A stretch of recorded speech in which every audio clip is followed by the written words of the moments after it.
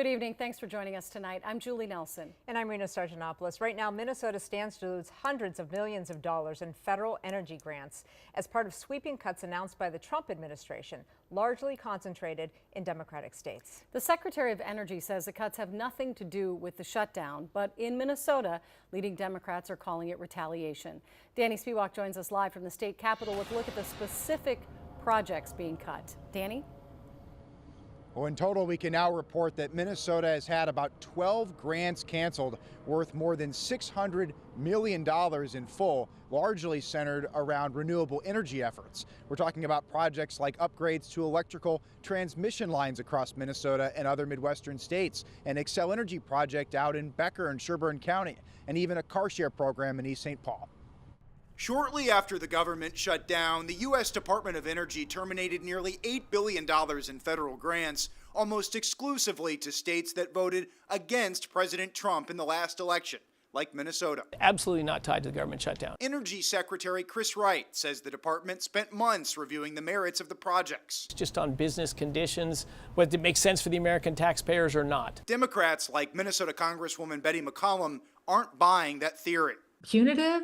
This is being harmful. This, in my opinion, almost bears to be childish. According to two lists provided by the Energy Department and a Minnesota congressional office, the Trump administration cut about a dozen projects in Minnesota.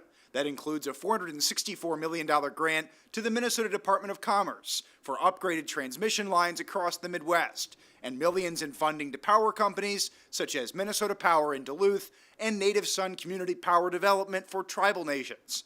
One of the cuts involved an American Lung Association program focused on car sharing in East St. Paul. These are big packages that were put together to help keep Minnesota energy effective, efficient. The Trump administration also terminated a $70 million Xcel Energy battery project to help the company store renewable energy at the Becker plant in Republican Representative Tom Emmer's district. On a press call last week, Emmer said he hadn't talked to the U.S. Department of Energy about that decision. The battery project in Becker, why would I be talking to them? I need to be talking to Amy and Tina and Chuck Schumer and telling them knock it off. It is the Republican administration that canceled these grants, so I don't know how you could blame Democrats.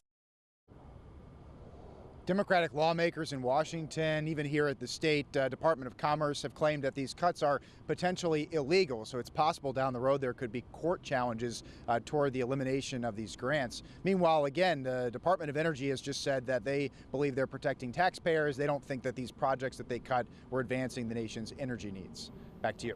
Danny, do you understand what Emmer was referring to when he said he needs to talk to our senators? I understand their point, saying we're the Democrats in this. It seems to be the Republicans making the cuts.